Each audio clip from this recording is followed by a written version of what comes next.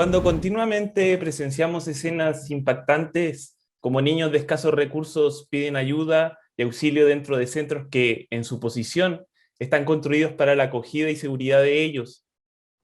Cuando vemos que la mayoría de las soluciones para el impacto de esta pandemia provienen del continuo endeudamiento de la población y las prolongadas preguntas al círculo legislativo para ver si pueden ocupar ingresos propios de toda la vida de trabajo forzado, o sencillamente si nos sentimos espectadores de nuestra propia historia, pero a la vez somos conscientes de que hay fuerzas profundas que construyen el devenir de nuestra existencia, queramos o no. Cuando pasa eso, es tiempo de actuar de forma inteligente, reflexiva, pero a la vez pragmática. La respuesta llegará solo si tomamos una posición crítica al analizar el sistema democrático. Es tiempo de que te preguntes si hay algún elemento dentro del sistema que rija el devenir de nuestra vida cotidiana, seamos conscientes de esta o no. ¿Hay formas concretas de intervenir en el día a día de un ciudadano común? ¿Hay formas estructurales para resolver problemas estructurales? Me arriesgo a decir que sí, nos guste o no. Creo que el elemento del Estado a tomar en cuenta es la Carta Magna, la Carta Fundamental, la Ley Suprema o comúnmente conocida como la Constitución, y la relación que tiene este papiro sempiterno con la voluntariedad del ser humano en seguirla y respetarla. Ese compromiso intangible entre Estado y el propio humano, al que Rousseau lo denominó como el contrato social. La Constitución, por tanto, es la columna vertebral de un sistema democrático y su éxito o fracaso se encuentra en el arraigo que tenga sobre la población este papel cargado de principios y normas. Estas son palabras decidoras y vislumbran la toma de posición que tenemos que tener como ciudadanos frente al proceso que se está desarrollando. Mientras más entendamos la lógica en cómo se construye y configura el Estado, sabremos también de mejor manera encontrar la pertenencia a este documento decidor. De ahí se desprende la importancia gigantesca que tiene este acuerdo impositivo dentro del sistema democrático. La historia de las constituciones en Chile se enmarcan en reuniones de 4 paredes para su construcción y con una participación escasísima de la población en su configuración, resignada la mayoría de las veces a la aprobación de una nueva Carta Fundamental nada más. En la evolución de esta temática en Chile, es decir, desde el proceso de independencia, pasando por el periodo de los ensayos constitucionales, la Constitución de 1833, la Constitución de 1925 y la actual de 1980, veremos que hay una lógica en la forma de construcción que a pesar del tiempo está arraigada a la configuración colectiva del ciudadano y su sumisión ante esta. Se espera romper con esta toma de posición y la lógica desde esta actitud crítica, argumentada y resolutiva por parte de la población. De esa forma, lograr que este papel guionista de la vida llegue a la mesa de nuestra casa y no solamente se quede en el kiosco de la esquina o en alguna biblioteca olvidada. Conocer el sentido filosófico de la relación entre el ser humano y la necesidad de organizarse y la historia de cómo ha evolucionado esta relación propone un escenario en que la única forma de abordarlo para darle sentido es de una actitud crítica. El proceso político que va desarrollándose derivará en el camino que construirá para las próximas décadas. Si eso no te hace eco, pregúntate, ¿soy un robot? ¿O simplemente me contento con que decidan por mí? ¿O soy un ciudadano que es partícipe de una nueva forma de construcción? La historia y la filosofía te acercan a muchas respuestas y a la vez a muchas más preguntas. Lo sentimos, no tenemos ni idea. Temporada 2, capítulo 2. Muy buenos días, muy buenas tardes o muy buenas noches, dependiendo de la hora en que tú, en tu casa, junto con tu familia, nos estés viendo. Damos el inicio a nuestra segunda entrega, a nuestro segundo capítulo, ¿cierto? A finales del mes de abril, con toda la energía, con todo el power, con todo el optimismo que nos caracteriza, ¿cierto? Y después de esta tremenda presentación del profesor Camilo Mondaca en esta editorial, en esta declaración de principios de nuestro programa, damos inicio a Lo sentimos, no tenemos ni idea. Camilo, Manuel, ¿cómo están? Muy buenos días, muy buenas tardes o muy buenas noches, dependiendo de cuando los chiquillos nos estén viendo. ¿Cómo están? Gracias, buenas noches, Rodrigo. buenas Hola, noches, hola. hola, buenas noches. Tenemos ahí una persona que ya la vamos a presentar, es una persona que hemos invitado para el día de hoy. Nosotros como programa, el último capítulo, ¿cierto? O el primero, mejor dicho, de la segunda temporada, nos comprometimos ahí en pantalla, ¿cierto? Que íbamos a tener una invitada y que íbamos a tratar, ¿cierto? De que sea mujer por la contingencia, por la relevancia, ¿cierto? Y también permitiendo que sea un programa de espacio también no solamente de hombres, sino que también de mujeres que tienen mucho que aportar en la vida cotidiana y sobre todo cuando estamos hablando de colegas.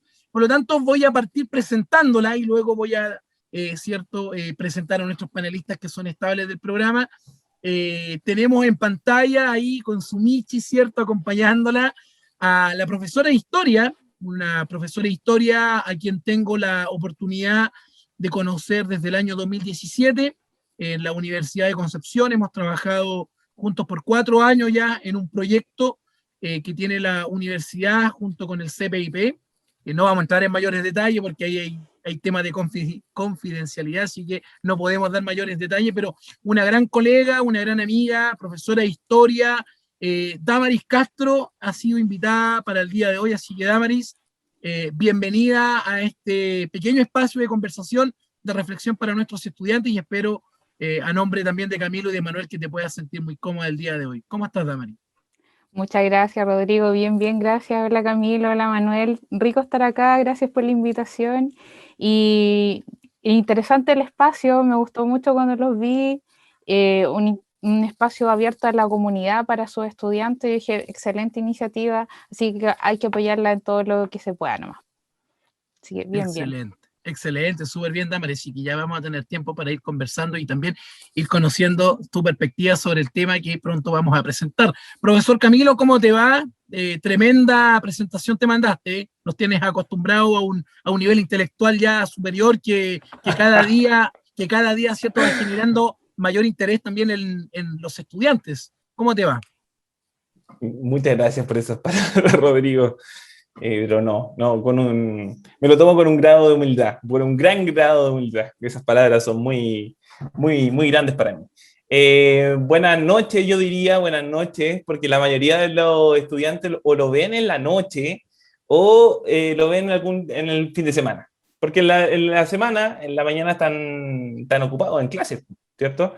Así que buenas noches a los estudiantes. Buenas noches a Manuel y buenas noches también a nuestra invitada, a Damaris, que también tengo la oportunidad de conocerla. También fui un ex colega, trabajamos en una institución, ahí, así que tenemos las mejores de las relaciones y no, es una excelente profesional, así que esperemos aprovechar su presencia para sacarle el jugo a su conocimiento, porque sé que es así. Así que muy buenas noches y encantado de estar nuevamente con usted.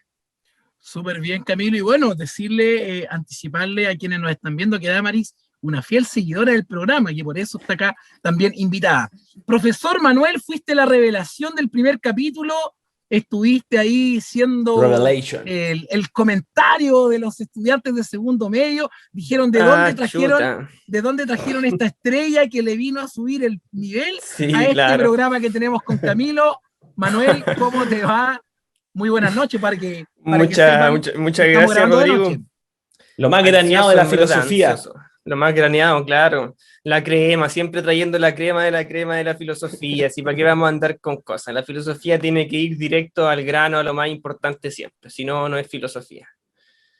Así es que, no, contento de este espacio nuevamente y de que vaya tomando consistencia y que nos vayamos conformando este equipo para generar reflexión, ¿cierto? Comentamos diversas cosas aquí, yo creo que todos ganan algo cuando lo escuchamos.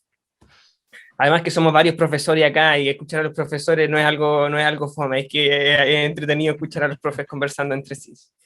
Sí, bueno, y nuestros estudiantes ya lo saben, los apoderados que nos ven en casa, ¿cierto? Ya conocen el formato, esto no es una clase, tenemos una pauta para poder guiarnos, ¿cierto? Pero la idea es poder hablar también libremente y aquí también, ¿cierto? Repetimos la invitación, que es una invitación constante que hacemos en esta segunda temporada. Si tú eres un seguidor del programa o una seguidora, así como lo hizo Damaris, y quieres participar, deja tu comentario, ¿cierto?, en la publicación del video respectivo para poder nosotros contactarte, porque eso también fue un compromiso que asumimos profesor Camilo y profesor Manuel en el capítulo número 1 de esta segunda temporada, que íbamos a leer algunos de los comentarios antes de entrar en materia ya, porque tenemos un súper tema, se viene periodo eleccionario, se viene la constituyente, vamos a hablar de la constitución del 25, pero antes, ¿cierto?, agradecer a quienes nos siguen capítulo a capítulo. A este minuto tenemos 338 visualizaciones. 338 visualizaciones, un número bastante importante, uno de los capítulos sumando las dos temporadas que más visualizaciones tiene, por lo tanto, tuvo una muy buena recepción este capítulo. Y algunos de los comentarios que nos dejaron, por ejemplo, Bárbara Martínez nos dijo, súper buena iniciativa, especialmente la idea de complementarse, lo disfrutó mucho. Muchas gracias para Bárbara y te mandamos un saludo muy afectuoso acá en la distancia. Carlos Castillo, un ex estudiante del Liceo Técnico Profesional La Araucana, dijo que agradece mucho el esfuerzo de los 3 profesores, por Camilo, ¿cierto?, por Manuel y por mí, que construyen la crítica a las nuevas generaciones y logran establecer un canal de información abierto para todos. De la misma manera me permitió ver y entender las instancias filosóficas e históricas que tiene parte de nuestra cultura y que se entrelazan en el significado existente de nuestra sociedad. Ojalá se pueda mantener tanto los panelistas como la apertura a invitar tanto a profesores, estudiantes, entre otros actores que de seguro, ¿cierto?, enriquecerán y lograrán fomentar este espacio abierto tanto a la filosofía como a la historia. Saludos a todos quienes pudieron concretar este espacio cultural. Tremendos comentarios de nuestros seguidores que tenemos ahí, que nos comprometimos a poder leerlos. Agradecemos a quienes nos siguen y efectivamente esperamos ser un programa también de entretención y por supuesto también que fomente la cultura, que fomente el debate y por sobre todo, ¿cierto?, el diálogo. Eso es lo importante en esta sociedad donde hoy día, producto de la pandemia, hemos perdido el diálogo, ¿cierto? Nos hemos relacionado de manera virtual. Este programa se hace de manera virtual, pero la idea es poder ser un aporte frente a esta situación que estamos viviendo hoy en día. Camilo, Manuel, Damaris, tenemos un tremendo programa el día de hoy, yo diría un programazo, porque en algunos días más, si es que la pandemia lo permite, vamos a tener un proceso eleccionario, vamos a elegir por primera vez en la historia de nuestro país, Camilo ya algo nos adelantaba en la editorial que presentó, vamos a tener proceso eleccionario donde tenemos la responsabilidad, aquellas personas que somos mayores de 18 años, de poder elegir a quienes van a redactar la próxima carta fundamental que va a regir los destinos del país. Pensamos por la experiencia, poca y humilde experiencia que tenemos, a lo menos por los próximos 40 o 50 años. Camilo, por favor, te cedo la palabra para que puedas presentar el tema del día de hoy y luego ir generando el debate respectivo. Muchas gracias, Rodrigo. Efectivamente, como tú has mencionado, nos vamos a enfrentar o ya se está desarrollando, no es que estemos enfrentando, nos estamos inmersos ya dentro de un proceso del cual nos vamos a referir más adelante, que es el proceso, ¿cierto?, de la redacción de una nueva constitución. Esa va a ser la temática que nosotros vamos a desarrollar hoy día. La temática está relacionada netamente con el, como tú decías, con el proceso que se acerca y la relación que también con las temáticas que nosotros hemos ido desarrollando en clases con nuestros estudiantes y que siempre aparece, ¿verdad?, esta sombra de una constitución en cualquier escenario en que nosotros estemos hablando. Es por eso que hemos dedicado este programa a hacer una especie de especial, valga la redundancia, de la evolución de la constitución, enfocándonos en la parte histórica, la evolución que ha tenido en Chile, y en la parte filosófica, ver el arraigo, ¿verdad?, esta pertenencia que tiene un documento, que como señalaba en un principio, puede ser un papiro, puede ser un papel, ¿cierto?, escrito, y cómo el ser humano respeta este documento y lo ve como una ley sagrada, poco más. ¿Cierto? Entonces nosotros vamos a desarrollar esa parte filosófica y vamos a desarrollar esta parte histórica. Y para la parte histórica vamos a empezar, ¿cierto? No sé si comenzamos con la parte de filosófica, profe, o empezamos con la parte histórica. Mira, me parece que para ir generando desde los inicios, les propongo lo siguiente, partamos por la parte clásica, que la parte clásica, ¿cierto? Súper. Se la dejamos a Manuel, y luego vamos con la parte ya de los valores, de la ilustración, donde tú, ¿cierto?, junto con Damaris lo puedes desarrollar haciendo este complemento. Así es que excelente, le damos el pase le damos el pase a Manuel Vidal, nuestro experto en filosofía, ¿cierto?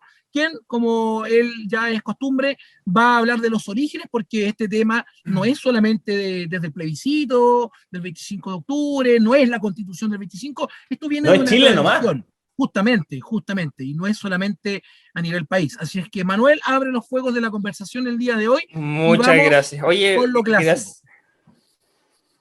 Gracias, Rodrigo. En realidad tiene harto que ver eso último que dijiste, ¿cierto? No se trata únicamente de analizar estas circunstancias como si fuesen casualidades nuestras, ¿cierto? Aquí hay un aspecto y un punto de vista universal que le compete a toda sociedad humana, el aspecto constitucional. Yo en algún momento espero que se entienda, pero voy a tirar la conclusión primero. Yo concluyo finalmente que, no sé, decirlo de una manera poética es poco y realmente no entiendo la Constitución de otra manera, sino como aquella fibra más íntima de nuestros lazos sociales, ¿cierto? Es más importante que cualquier reforma, es más importante que cualquier agregado de leyes. Aquí hay una cuestión que es más fundamental que esa, porque toca con el cómo queremos vivir y también con qué tipo de identidad, digamos, queremos generar en un todo cohesionado de seres que están aquí finalmente, ojalá, esperamos, eventualmente convertidos en ciudadanos, ¿cierto? Que es la promesa. ¿Por qué digo promesa? Bueno, ya se va a ir entendiendo. Quería partir con un verso de Píndaro, de su poesía lírica. Él dice: la costumbre es la reina y emperatriz del mundo. Dice que, no sé, aquí hay un montón de autores que yo he estado leyendo desde hace harto tiempo atrás. Por ejemplo, Montaigne en sus ensayos también, él que analiza mucho las costumbres de los antepasados, sus leyes, ¿cierto? Mira siempre a la constitución espartana, a la ateniense, siempre está revisando, es una persona muy curiosa desde el punto de vista constitucional, por así decirlo, mirando hacia el pasado. Ahí Montaigne también reconoce que cuán fuerte es la costumbre. En lo más fuerte que conozco, dice Plinio el Viejo, un clásico. ¿Ya? La costumbre es como, ¿qué es la costumbre? Pero, profe, ¿qué es la costumbre? Bueno, la costumbre, llámalo como quieras, ¿cierto? Es el hábito, es la moralidad de un pueblo, es aquellas cosas que se hacen, aquellas cosas que determinan la identidad de un pueblo finalmente. Imagínense que Kant, este autor famoso que ya lo hemos conversado un poco antes, estableció una metafísica de las costumbres, fundamentación de la metafísica de las costumbres, es decir, las costumbres es realmente un ámbito amplísimo de la vida humana, que es toda la praxis, es todo lo que reúne la praxis humana básicamente. Entonces quería partir con esta alusión a las costumbres. ¿Por qué? Porque hay una relación efectiva entre costumbres, hábitos, leyes, entre las costumbres que lleva a cabo un pueblo y las leyes que se dan a sí mismos para reflejar de alguna manera estas costumbres que se han adoptado por tradición y que los determinan culturalmente. David Hume también. David Hume tiene un tratado de la naturaleza humana en el que hace toda su teoría a partir de esta cosa de la costumbre. La costumbre es lo más poderoso que hay. Una vez que se instala en ti una cierta creencia a lo largo de un tiempo, y si se traspasa generacionalmente, las posibilidades de salir de ahí, de romper con algo bien establecido, es muy extraña, muy difícil. Siempre es violento y siempre una cosa más o menos que duele un poco, le duele a la sociedad hacer un cambio tan violento. Entonces quería asociar aquí estos conceptos de costumbres, leyes, y las leyes, por lo tanto, también con la identidad de un pueblo, y eso nos tira inmediatamente a la temática de la Constitución, porque la Constitución tiene un potencial. Hacer una nueva Constitución o tener un cambio de Constitución tiene un potencial creador que quizás no hay que olvidarlo ni dejarlo de lado. Bien, yo quería mencionar ahora también esta mirada de los autores antiguos, ¿cierto? Montaigne, Rousseau, qué sé yo, Píndaro, Plinio, David Hume, todos estos miran hacia el pasado también, analizando dónde está el modelo de las costumbres, dónde están los modelos de las costumbres.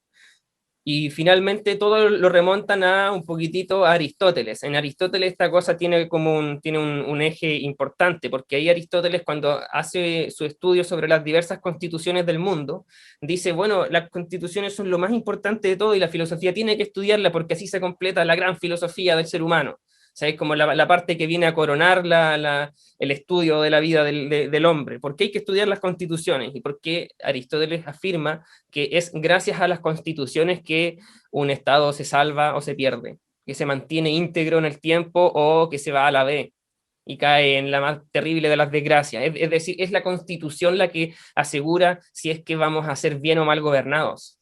¿Ya? En la Constitución está verdaderamente el modo de vida que se elige, el modo íntimo y casi secreto, que no se tiene que estar repitiendo constantemente.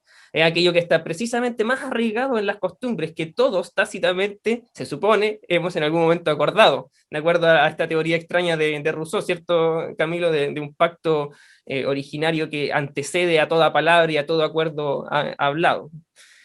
Bien, eso por un lado. Aristóteles entonces consideraba que la importancia de la Constitución era esa. Es gracias a la Constitución que progresamos o retrocedemos, que nos salvamos o que nos perdemos, ¿ya? Que alcanzamos el bien en el gobierno o alcanzamos el mal en el gobierno. ¿Ya? Le atribuye todas estas características. Es interesante lo que tú planteas, Manuel, desde ese punto de vista. Yo quiero rescatar, antes de darle el paso a Damaris, ¿cierto?, para entrar un poco más en la parte histórica y luego con Camilo, el tema de los usos y las costumbres, que son estas primeras leyes que determinan, ¿cierto?, podríamos decir incluso hasta las primeras organizaciones de grupos de hombres y mujeres, ¿cierto?, el uso de la costumbre. De hecho, el uso y costumbre todavía se reconoce hoy día en la legislación chilena. El tema es que esos usos y esas costumbres han ido cambiando en el tiempo, y aquí es donde quiero llevar a Damaris para que también pueda hacer esta reflexión, porque hablamos ya desde la modernidad, desde el nuevo establecimiento de las leyes, donde hablamos de derechos. Tenemos un hito súper importante como es la Revolución Francesa, que en el consenso historiográfico, ¿cierto?, se establece un antes y un después de la Revolución Francesa, sobre todo en temas de normas y leyes. Por ejemplo, dos hitos puntuales que voy a nombrar y quizás tú también los puedas ir desarrollando: la Declaración de los Derechos del Hombre y del Ciudadano en 1789, y en 1791 con Olimpia de Gouges, la declaración, ¿cierto?, también de las mujeres y las ciudadanas, que son dos hitos súper importantes para entender la ley moderna. Desde ese punto de vista, ¿qué importancia tiene, Damaris, en esta historia moderna, el tema de la Constitución, el tema de la ley, entendiéndolo moderno desde la Revolución Francesa hacia nuestros días? Bueno, partiendo hablando de la Revolución Francesa y los derechos del hombre y del ciudadano, y que Olimpia de Gouges terminó guillotinada, lamentablemente la historia traza a la ciudadanía desde el punto de vista de los varones en este caso, y nosotros cuando asimilamos las ideas de la Revolución Francesa, Chile como país la asimila también desde ese punto de vista, ciudadanos, varones con ciertos requisitos, ¿ya? Y ahí es que nosotros como país estamos mirando a Europa, estamos mirando cómo tener, quizás manejarnos, reglamentarnos, entendiendo que la Constitución nos va a trazar un camino quizás o una ordenanza de cómo tener un Estado. Y en este caso ahí nosotros repasamos la independencia de los distintos reglamentos constitucionales que hubo, como para poner una diferencia entre esto es lo que somos, esto es lo que éramos con respecto a España, una colonia. Por ahí me voy guiando, y de ahí si nosotros nos vamos saltando los distintos reglamentos constitucionales o lo que hizo O'Higgins para la época, ahí quisiera adentrar y plantear también en el debate, cuando se hicieron todas estas leyes federales, más o menos ya en nuestro país, si bien estamos hablando de una ciudadanía reducida, las provincias también tenían mucha participación, y que de ahí también se logró sacar a O'Higgins, se logró abdicar, perdón, y de ahí en adelante dar paso a este periodo famoso de ensayos constitucionales, donde se busca justamente determinar estos principios de la Revolución Francesa, que son anticlericales y la separación de los poderes del Estado principalmente. Camilo, no sé si se me está yendo algo por ahí. No, redondito todo, redondito. Lo que yo quería también hacer una apreciación, vinculando un poquito lo que hablaba Manuel y lo que también está hablando Damaris, es centrando que es importante lo que señala Manuel en la idea de que desde la modernidad, desde lo que el profesor Rodrigo mencionaba, desde la Revolución Francesa en adelante, nosotros vamos a tener esta vista siempre hacia lo clásico, siempre mirando hacia lo clásico, siempre, y saltándonos también una edad. Clásico vamos saltando en la Edad Media, ¿cierto? Es una edad que mal llamadamente por los historiadores clásicos, oscura, ¿cierto? De hecho, le dicen la Edad Oscura, ¿cierto? La Edad Oscura está en la Edad Media. Claro, tiene hartos episodios fatales, pero por otro lado también tiene otro episodio bastante anecdótico. Pero nosotros nos saltamos a la Edad Clásica, nos vamos a Grecia, llegamos a Aristóteles. Cuando el profe Manuel hablaba de Aristóteles, se me venía al tiro a la mente y yo pensaba que eso lo hablaba así como en la plaza, en la esquina de la plaza, ¿cierto? Hablando exactamente, y los estudiantes ávidos de querer conocer, porque no se le imponía, ¿cierto? Que tienes que estudiar, sino ellos era un sentimiento desde dentro, la importancia de la sabiduría, lo escuchaban. Volviendo a lo clásico, ¿y por qué nosotros... Y planteándonos, ¿por qué nosotros tenemos que volver siempre a lo clásico? Porque siempre nos vamos equivocando. Nos hemos ido equivocando principalmente por esto que hablábamos en el capítulo anterior.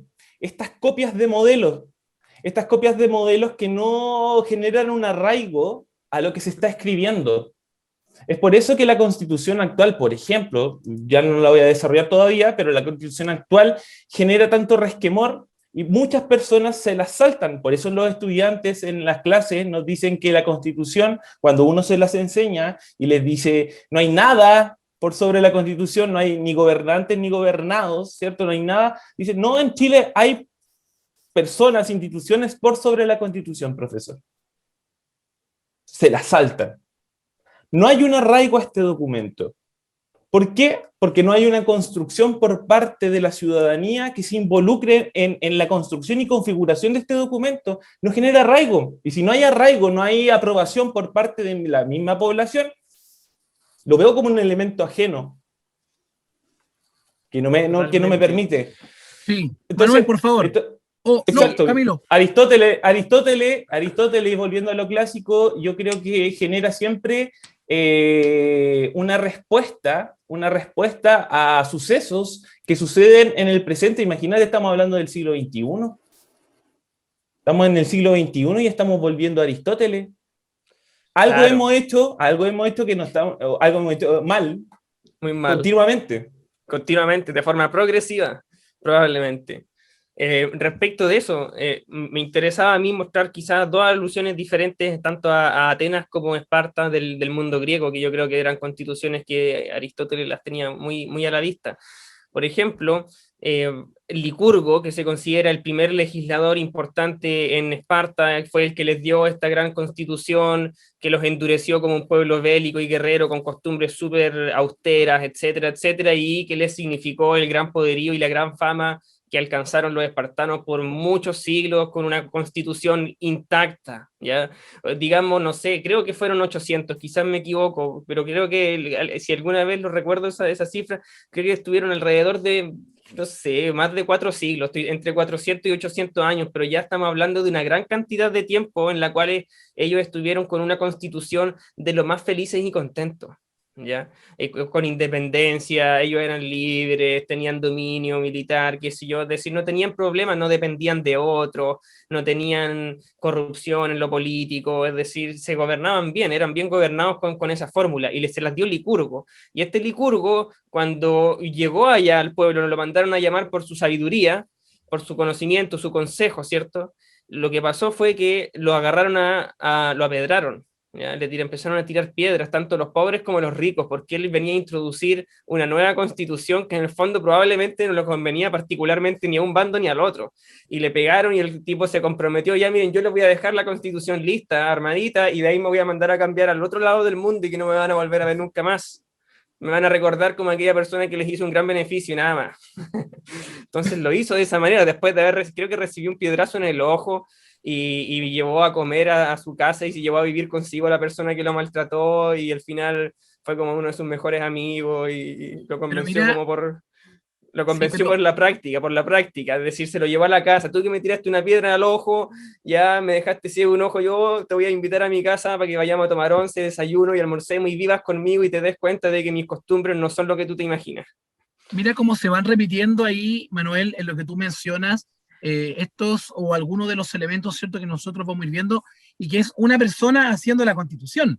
Eso no es primera vez que se ve y no es exclusivo del mundo clásico. Y ahí quiero retomar también lo que decía Camilo, y es una pregunta que le voy a hacer a Damaris, porque la presencia femenina también en este programa, yo siempre era un convencido, y se lo planteaba a ustedes también, cuando uno dice que la mujer no ha tenido participación, pero lo dice desde la voz del hombre, nos suena igual cuando son las propias mujeres quienes ven, ¿cierto? Y comentan este contexto de no consideración. Entonces ahí, Damaris, ¿cómo se puede ver a través de la historia en Chile o en el mundo, como quieras trabajarlo tú, este tema de la identidad frente a la ley, donde la ley, básicamente quienes la redactaban estaban entre cuatro paredes, la mujer no tenía ninguna participación, y también el desafío que tenemos hoy en día, donde la nueva convención constituyente, ¿cierto?, del mes de mayo, si es que se hace en mayo, va a ser paritaria, 50% mujeres y 50% hombres. O sea,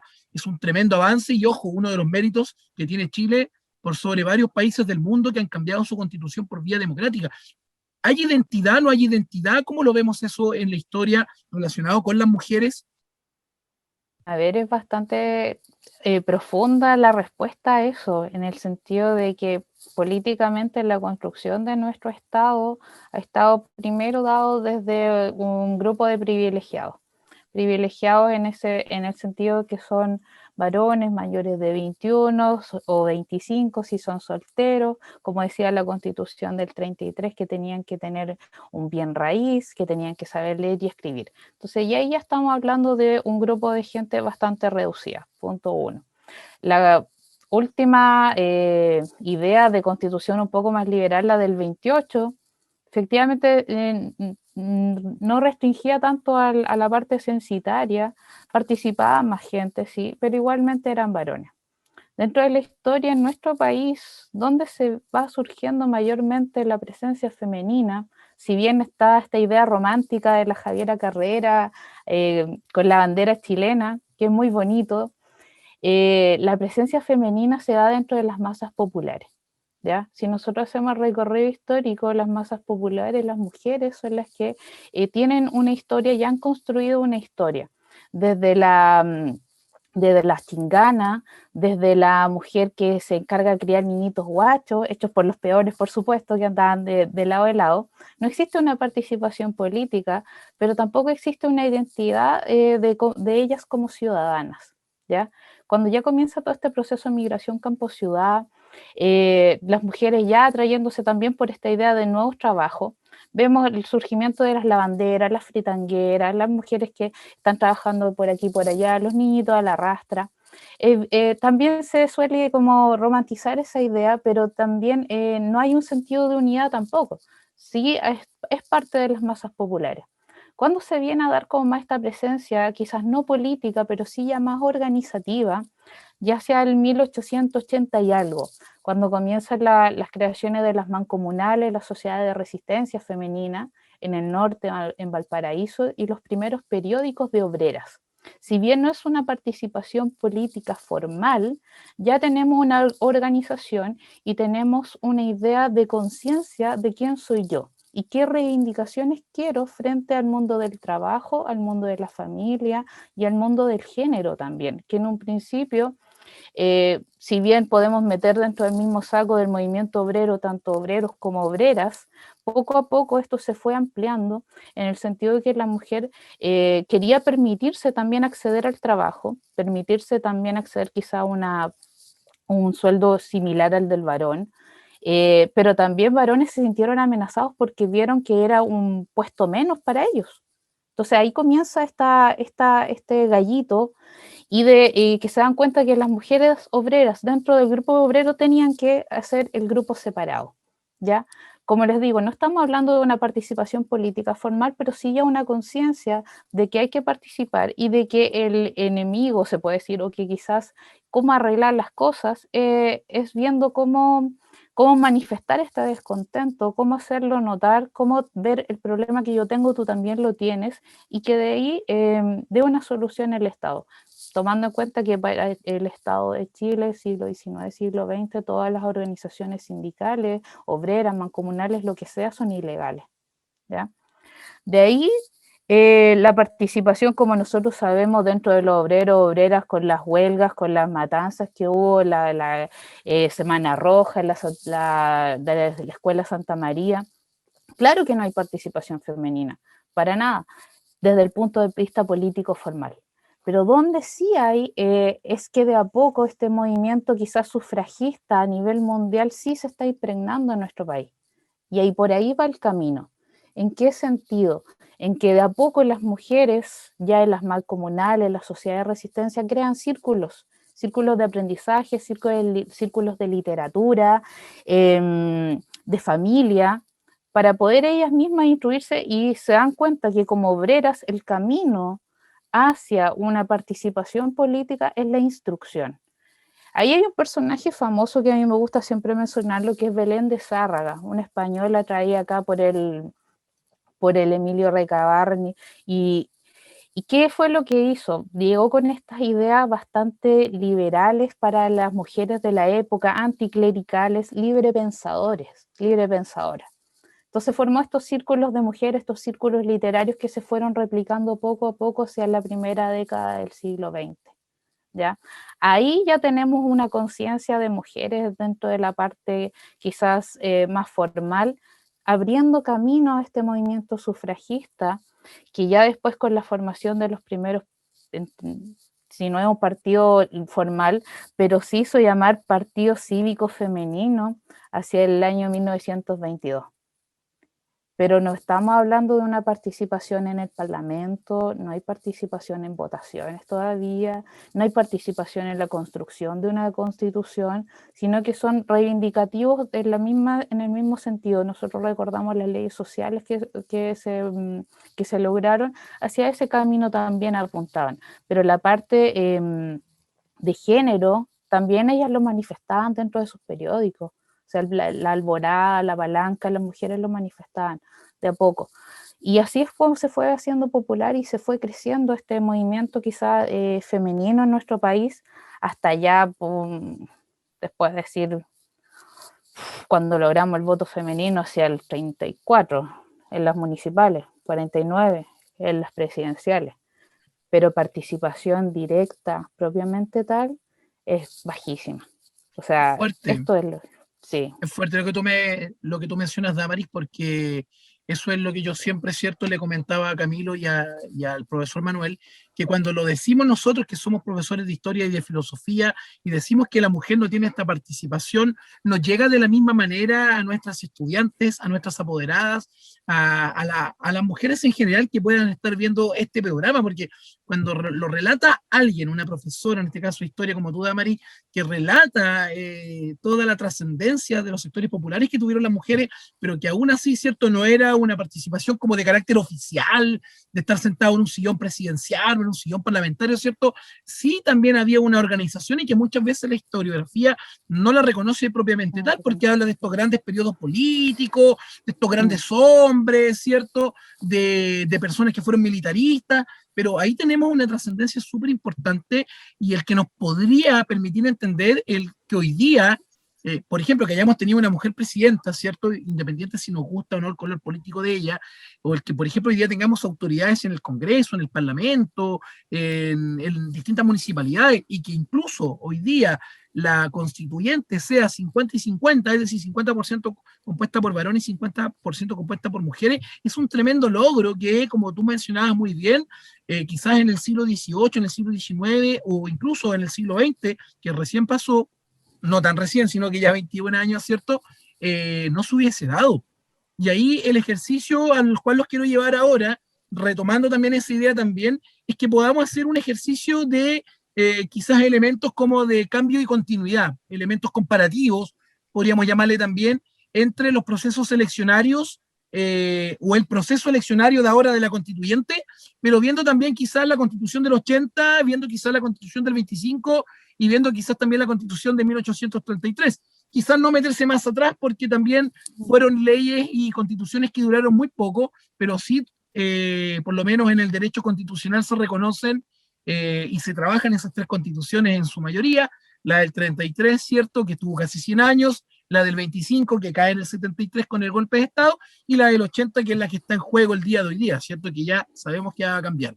Así es que ahí, quien quiera comenzar con esta comparación, micrófono abierto, la idea es que podamos ir armando el debate, ¿cierto? Enfocándonos en cómo este proceso se diferencia del 33, del 25 y del 80, si hay elementos de similitud, también mencionarlos, por favor. No sé si Camilo quiere partir. ¿Puedo hacer una pequeña intervención para retomar algo que señalaba Manuel, por favor. Por favor. Damaris, que me impacta bastante, ¿cierto? Cuando se habla como tan inocentemente de que la mujer durante largos periodos de tiempo haya tenido una participación precaria, y como si eso no significase tanto, pero en realidad, ¿qué más importante que ese nombre, ¿cierto? El participar.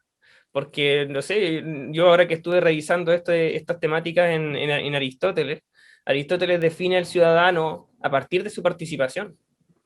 Es a partir de la participación y no de otra cosa. ¿Participación en qué? En la justicia y en el gobierno, dice. O sea, solamente una persona es ciudadana no por otra cosa, no porque sea hijo de otro ciudadano, no porque haya llegado a vivir ahí, porque haya comprado una casa, porque haga alguna cosa, porque tenga algún cargo en especial.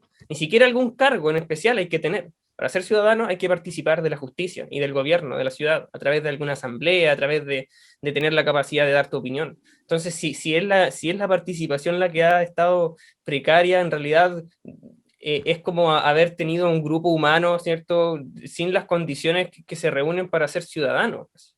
Entonces, lo cual es gravísimo y es más impactante cuando uno piensa, no, es que durante todo ese tiempo no fueron ciudadanas, quizás sería más fuerte decirlo, que a veces suena muy suave, no participábamos, pero imagínate lo importante que es participar, en realidad lo es todo eso. Si no hay participación, ¿qué hay? Es difícil para mí imaginarme otra cosa.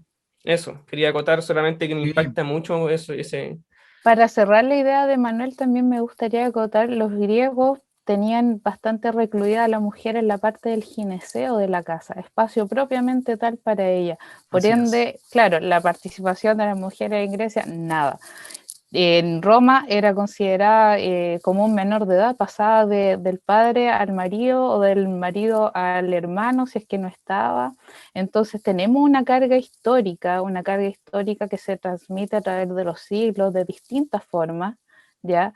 Y que, como para aterrizarlo en la actualidad, la ley de cuotas ayuda a quitar un poco esa carga histórica que no tan solo tenemos las mujeres, sino que mujeres, varones, o sea, una sociedad entera, porque de a poco la ley de cuotas, aclaro, lo que busca una ley de cuotas es ir ganando puestos a mujeres dentro de distintos espacios en la vida política. ¿Con qué fin? Con que de a poco la sociedad se vaya acostumbrando a dar este espacio a las mujeres para que llegue un momento en que no sea necesaria la ley de cuotas, porque también con grupos de estudiantes se ha dado el debate de para qué tener una ley de cuotas, si eso es como decir discriminación positiva.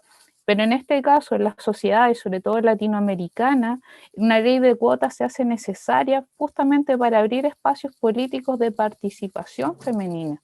Y eso es nuestra carga histórica que hay que ir superando como sociedad. O sea, datos nos dicen que mientras más participe la mujer en política, en trabajo, más desarrollado está siendo el país. Y eso está comprobado.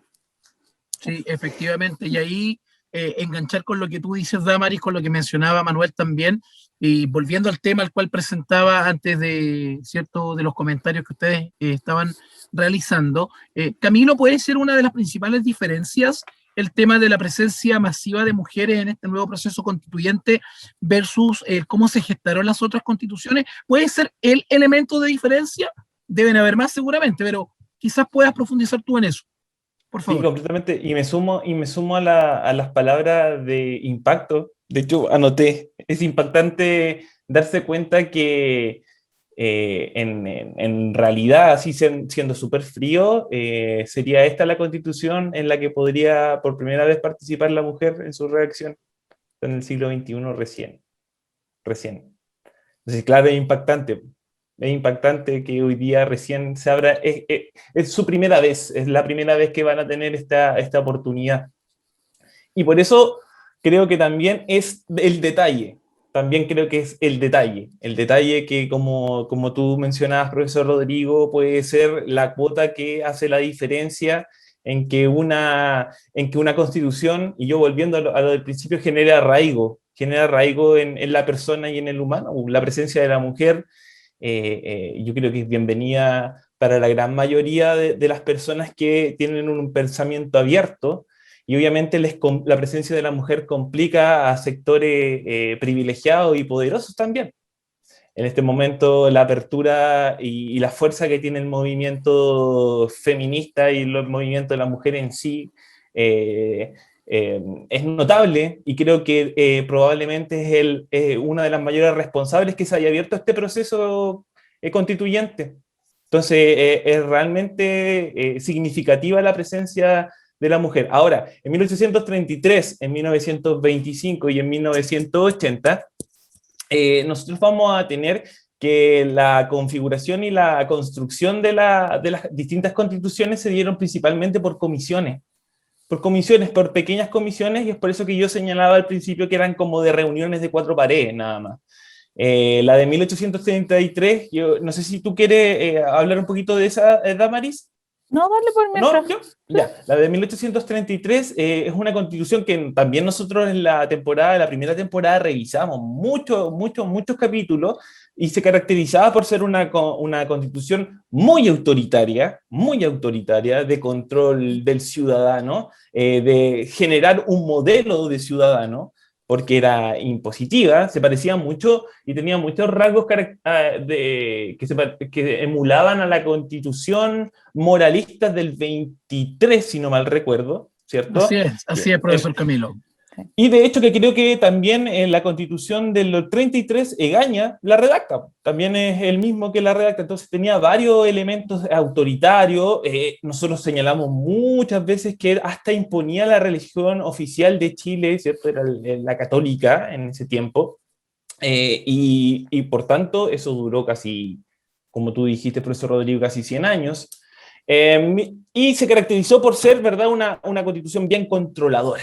Y el ideal portaliano, ¿cierto?, plasmado en esta configuración de carta, y que trajo tantos problemas, y que obviamente no se cambió, pero sí se fue reformando, ¿cierto? El periodo liberal, que nosotros también vimos en la temporada pasada, hizo varias reformas, entre ellas la creación, ¿cierto?, de las leyes laicas, que fueron minimizando, ¿cierto?, el impacto tan autoritario, pero llegamos hasta 1925, ¿cierto? Vuelvo rápidamente, la Constitución de 1833 es aprobada, si bien por la sociedad, pero es aprobada principalmente por el sector militar de la época, que había ganado, ¿cierto?, la batalla del Ircay, y que había generado, ¿cierto?, el dominio y el control conservador. Por tanto, el ejército conservador le dijo, vamos. Recordemos que el primer presidente del periodo conservador, ¿cierto?, es Prieto. Y es Prieto el que comanda las fuerzas conservadoras. En 1925, nosotros también, ya el capítulo anterior señalamos la participación del ejército, también vamos a tener una aprobación del ejército, ¿cierto?, para que pase esta constitución. Y aparte un plebiscito ratificatorio, ¿cierto?, de salida, que nosotros también vamos a vivir en el próximo año, se supone.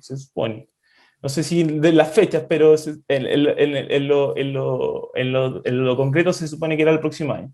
Y esa es la única vinculación que como ciudadanía teníamos, ¿cierto?, hacia aprobar o no, pero visado por el ejército. Y disculpa, y en 1980 ocurre lo mismo. Complementar. Sí, compleménteme nomás, profesora. Para complementarle, busqué el dato, dije, ¿ya qué tanto disminuye, aumenta el electorado con respecto a la constitución que había antes de la del 33? Uh-huh. Y encontré el dato, electores habían 20.287 para 1829 en la elección de diputados. Para la nueva constitución, la de 1833, los electores bajaron a 7.000. Es decir, ahí nos demuestra que la constitución del 33, al ser una constitución censitaria que restringía a personas que tenían que saber leer y escribir, ya reducía notablemente la cantidad de electores. Y por ende también esta constitución nos dice que si bien la soberanía reside en la nación, es popular, representativa, pero centraliza el poder del Estado en la figura ya del presidente y en este caso también territorialmente en la capital.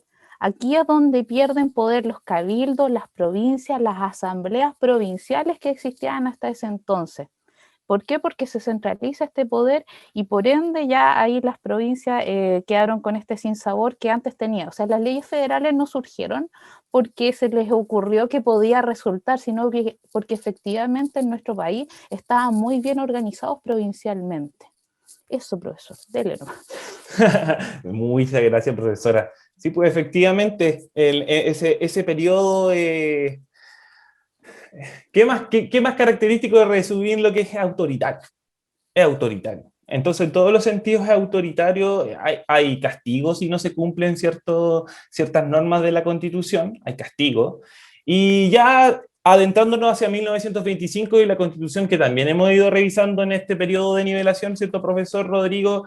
Lo hemos hablado con nuestros estudiantes, Así es, ya profesor saben Camilo. bastante las características de esta Constitución. Es una Constitución presidencialista que viene a tratar de sacarle o a combatir el predominio o el poder que se había generado en el periodo parlamentario a través del Congreso, del Poder Legislativo, viene a darle mayor poder, ¿cierto?, a este presidente, baja la participación o el poderío del Congreso en este caso, pero también es una constitución que primero se negocia, Alessandri negocia esa constitución, ¿verdad?, con frente a una junta militar para volver, ya lo hablamos en la clase, en la sesión pasada, y obviamente ya vemos que hay una presión.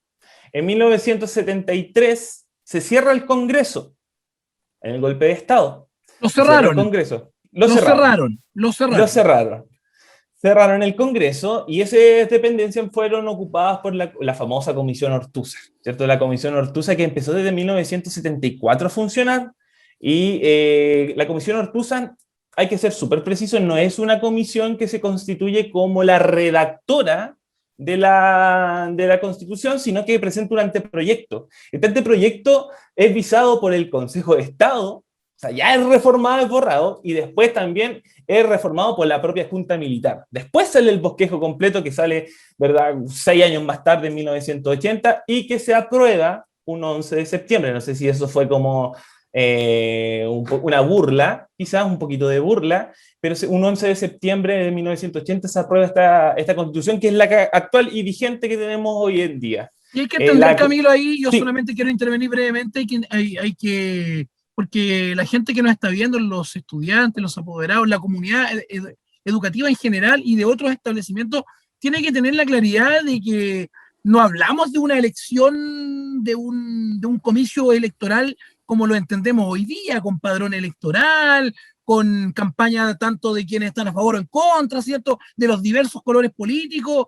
Acá vemos una campaña muy jibarizada, donde, por ejemplo, mi padre siempre indica en el voto que quienes aprobaban la Constitución del 80 les aparecía la bandera chilena, y quienes exponían, ¿cierto?, que no estaban de acuerdo, aparecía una bandera negra, casi como si fuera una tiniebla, ¿cierto?, como lo que tú mencionabas, esta época medieval, esta época oscura, no nos metamos ahí, ¿cierto? Tiene que ver con eso, que no estaban aseguradas ciertos derechos políticos y claramente esa elección está viciada desde que ya nace la Constitución, ¿cierto? Exacto.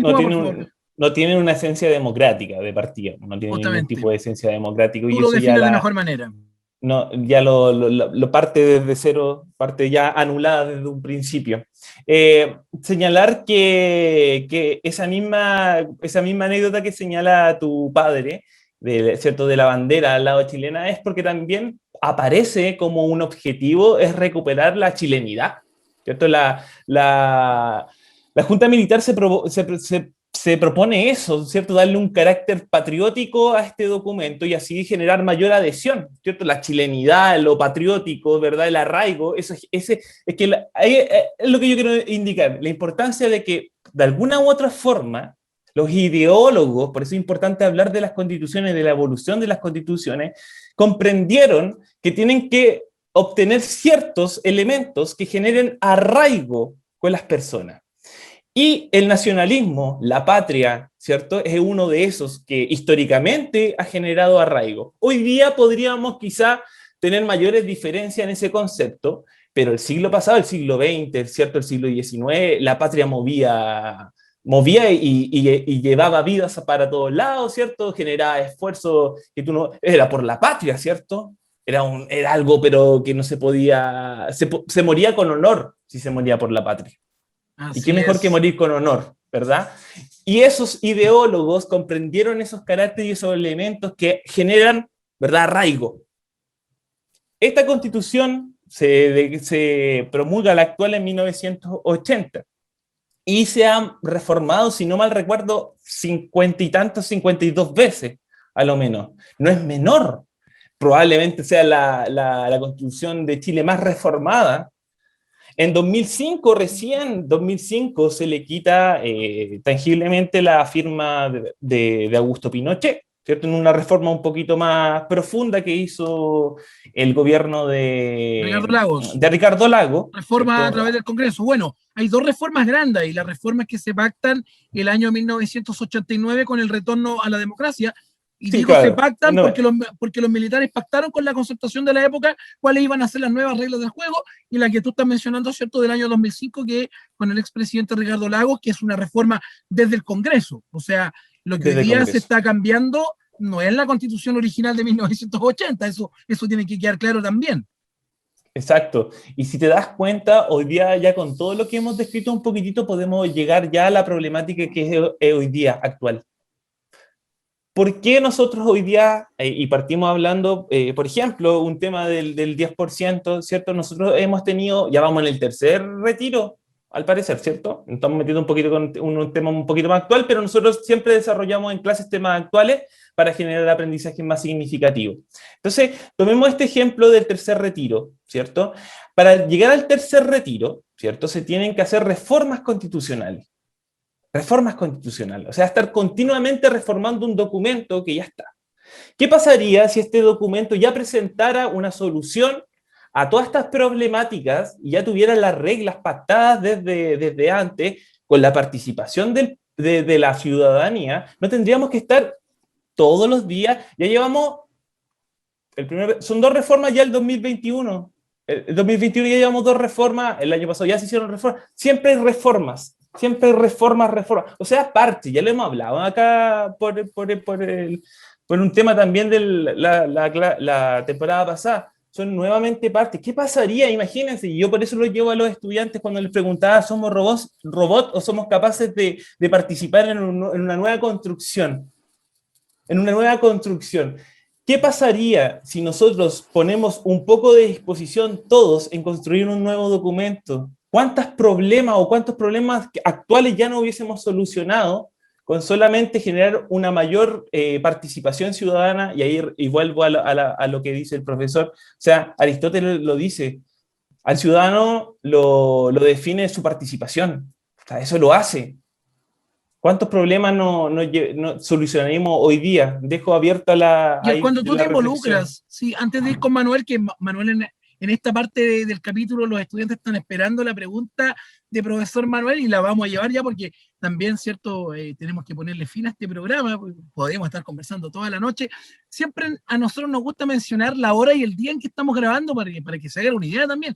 En este minuto son exactamente las 10 horas con 11 minutos de la noche del día lunes 26, o sea, hemos estado toda la jornada trabajando, pero estamos acá estoicos, ¿cierto? Y estoica en el caso de Amari, para poder, ¿cierto?, entregarte este contenido, esta reflexión. Profesor Manuel, Voy antes de yo que, con lo último, con la antes de preguntita, que, ¿o no? sí, pero antes de que hagan la reflexión, sé que querías comentar lo que estaba mencionando Camilo, y luego, ¿cierto?, los estudiantes están esperando este minuto porque este es el minuto donde el profesor Rodrigo publica en el Este Alexia es. Classroom para el segundo medio C el foro que ellos saben que van a tener que ver el capítulo porque va a ser pregunta y sé que Camilo también lo trabaja porque Segundo A, segundo B están obligados. y en tercero medio contigo también, Manuel, lo trabajan, así es que por todos lados tienen que ver el capítulo, así que yo estoy empezando a dudar si esas 338 visualizaciones son voluntarias o son mediante la coerción de la actividad, pero bueno, no Hay de todo, hay de todo. La coerción. El Manuel, peso, por el peso favor. del Leviatán sobre los chiquillos. Manuel, por favor, este es tu minuto. Mira, yo quería mencionar solamente lo último Sí, que dale, refería dale. Camilo, en torno a que estamos en un momento crítico porque el potencial creador que tiene una instancia constituyente para cambiar una constitución, la Asamblea Constituyente, etcétera, o Convención Constituyente, como ustedes quieran llamarle en verdad ya a esta altura, después de todo lo que se ha discutido, pero la importancia y la cuestión crítica es que estamos finalmente en el momento ciudadano. Este es el momento ciudadano, no va a ser otro, o sea, y lo importante, creo yo, lo importante no es el hecho de que participen el 50 y 50 hombres y mujeres, yo creo es lo que vamos a hacer con lo que escribamos ahí en esa constitución, porque ¿de qué sirve que vayan 50 mujeres a escribir la mujer de ahora en adelante va a ser una esclava del hombre, qué sé yo? No sirve, es un despropósito celebrar la participación de la mujer para algo que termina siendo un retroceso, ¿cierto? Porque tiene ese potencial creador también en la cuestión de estar ante esta escritura, esta nueva redacción. Así es que yo creo que hay que invocar a los dioses más bellos para este ritual que se va a venir en Chile, porque realmente es bastante lo que se juega acá.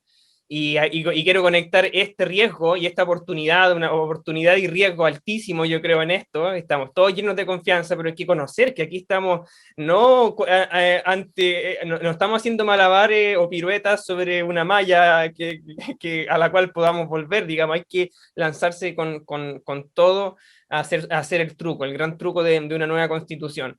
Así es que la pregunta con la que yo quiero conectar esto es, ¿de qué dependerá, en definitiva, lo bueno y lo malo que sale de acá? ¿De qué dependerá que se haga una buena constitución? ¿De qué dependerá que se haga una mala? Yo les mencionaba que los antiguos, cuando tenían estos cambios tan radicales y recibían de pronto una nueva constitución, en la constitución hacían residir toda su felicidad, todas sus alegrías, toda su buena convivencia, etcétera, etcétera. Entonces estamos ahora ante esa oportunidad y va a depender de muchos factores donde pongamos la vista y me parece interesante que aquí los estudiantes reflexionen un poquitito sobre cuáles serían esos factores, qué se imaginan, de qué va a depender que sea buena, de qué va a depender de qué no dependerá, de qué no dependería, qué cosas en su idea son los factores más relevantes aquí sobre los cuales apuntar y a los que hay que cuidar, ¿cierto? De los que hay que estar más preocupados, etcétera.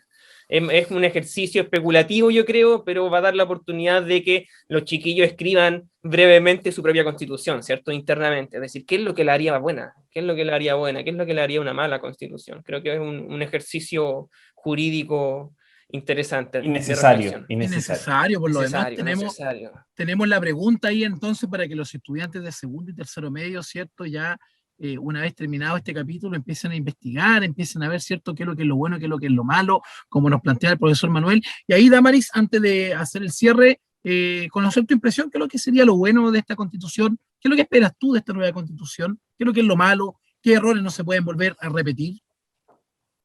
Brevemente.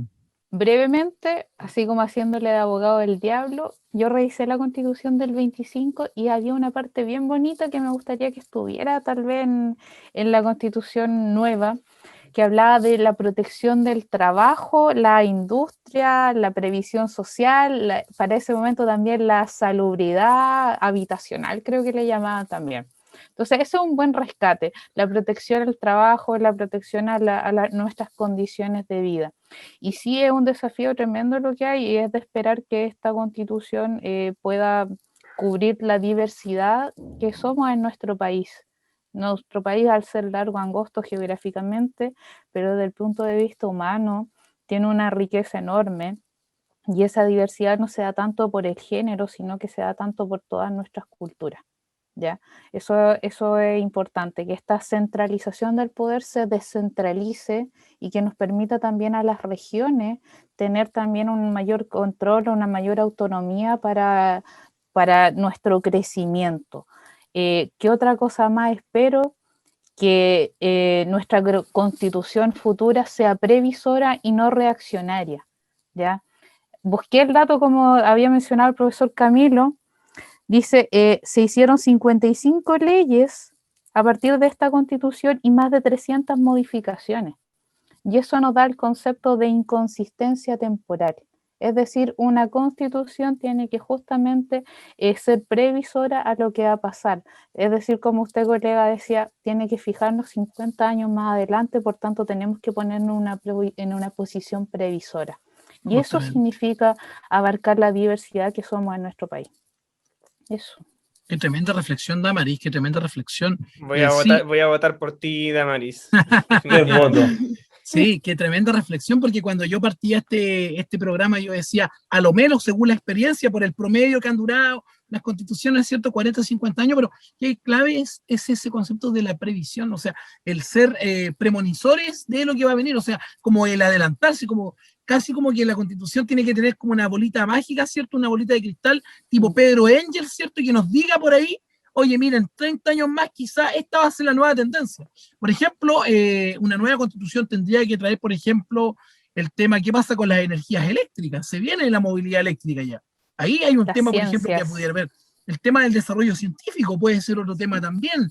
Entonces, más general, el tema de los recursos naturales. Los temas naturales, los recursos naturales. Que son todas las cosas que en algún momento salieron a gritar a la calle. Si uno reúne todas las demandas ciudadanas del periodo del 2019 y uno las escucha, todas esas voces independientes una tras otra, ahí están todas las cosas que hay que arreglar definitivamente, si no, ahí están, ¿cierto? Medio ambiente, las mujeres, que están todas las cosas que hay que cubrir en una nueva constitución, hay que volver a leer eso que estuvo ahí en la calle en su minuto.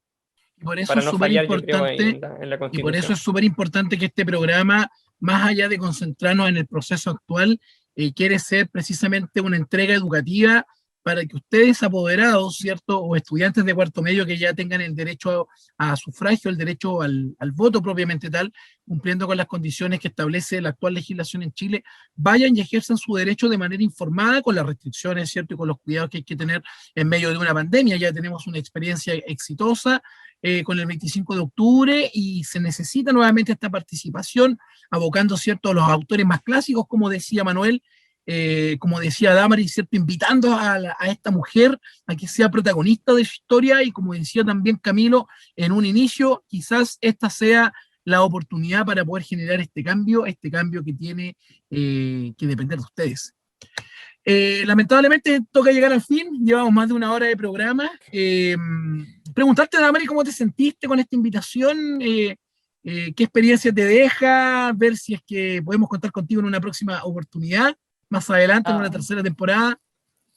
Entretenido al principio, nerviosa, pero después ya bien. Formato podcast podría ser en... No. Pero eso es lo importante, que te sientas bien, que te sientas acogida, ¿cierto? Una rica experiencia y se pasó la hora volando. Así que interesante, fantástico, muy bien. Una buena experiencia también de compartir con colegas de temas importantes, de temas de educación y sobre todo lo que está pasando en nuestro país. Sí, yo voy a contar una anécdota bien breve. A mí esta conversación junto con Damaris me recordó mucho a esas conversaciones que teníamos en la hora del almuerzo, después de las correcciones de portafolio. ¡Ay, se me salió, lo dije! De las correcciones de portafolio docente, donde conversábamos ahí.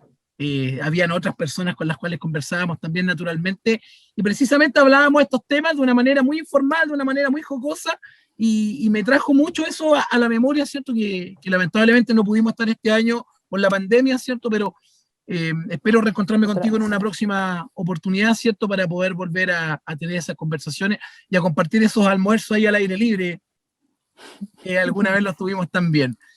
Profesor Camilo, profesor Manuel, ustedes son los panelistas estables, los dueños de casa, ¿cierto? Como siempre, agradecerles nuevamente la oportunidad que me dan a mí, en lo particular, de poder reencantarme, siempre lo digo y lo voy a seguir diciendo, de reencantarme una vez más con la historia. Y antes del cierre tenemos una invitación, porque ya tenemos mucha invitación acá, tenemos la invitación a que nos puedan compartir, ¿cierto? Va a aparecer por esta parte aquí el botón del comparte para que nos puedas ahí enviarlo a tu amigo, a tu polola, a tu pololo, a tu abuelo, ¿cierto? Que sea un panorama de encierro también para que nos puedan ver, que nos deje estos comentarios al final de este video, ¿cierto? Déjanos tus comentarios acá abajo, Dejen van a los ser comentarios. leídos. Justamente eso nos permite crecer. Si estás interesado o interesada en participar también, deja tu comentario ahí, los vamos a ir respondiendo. Esperamos que el próximo capítulo lleguemos a los 100 suscriptores, tenemos 91 en este minuto, esperamos llegar a la barrera de los 3 dígitos a los 100, así que también ahí que nos puedan ir siguiendo, que nos puedan ir recomendando, y si lo ven en otro colegio, ¿cierto? Que sabemos que ya nos han copiado la idea en varias partes, había un programa por ahí con un nombre, perdónennos por no saber nada, ¿cierto? Ya nos copiaron ya. Igual, si nos pueden utilizar como material de estudio, bienvenido sea, una humilde fuente secundaria de consulta. Si el material sirve para poder trabajar, cópienlo, porque la idea es que se siga replicando. Si tienes tu programa, también podemos ser partícipes nosotros de ahí. Y tengo una invitación porque se viene pronto la Feria de Emprendimiento de nuestro liceo, el evento magno, ¿cierto?, del mes de junio, nuestra 9ª versión de Feria de Emprendimiento. Y sabemos que detrás de esa pantalla tiene que haber algún emprendimiento que tú quieres dar a conocer. Alguna tienda online en Instagram, ¿cierto? Alguna venta de algún producto que tú como apoderado, como estudiante, quieras dar a conocer. Publica tu comentario. Nosotros nos vamos a contactar contigo porque a partir del 3er capítulo la idea también es dar un espacio, ¿cierto?, de unos 3 o 4 minutos a promocionar emprendimientos que sean parte del programa, ¿cierto? Y que también dar a conocer, ¿cierto? Hoy día con la pandemia muchos apoderados se reinventaron, tienen su emprendimiento en el hogar, están trabajando en algo que están produciendo y si lo podemos dar a conocer, déjanos tu comentario ahí para poder hacerte promoción. Camilo, Manuel, Damaris, ha sido un honor el haber compartido esta noche con ustedes y esperamos que también ustedes en sus casas puedan también tener este honor de poder nutrirse de la historia, poder nutrirse de la filosofía y sobre todo de cara al proceso eleccionario que tenemos en el mes de mayo, que esperamos, ¿cierto?, por el bien del país también se pueda desarrollar y no se siga aplazando. Solamente voy a leer una reflexión final que la preparé son breves líneas para este final. La Constitución política regula el funcionamiento del Estado chileno, las relaciones entre el poder y la ciudadanía, como también las relaciones entre los poderes. En ella se señalan de forma expresa cuáles son los derechos que tienen los chilenos y las chilenas, y además regula los mecanismos para hacer valer estos derechos.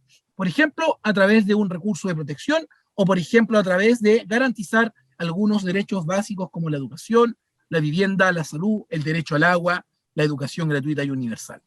Y como siempre terminamos, lo sentimos, no tenemos idea. No tenemos ni idea. Abrazos y gracias totales. Gracias por la invitación. Chao, Lin. Chao. Adiós. Chao, chao.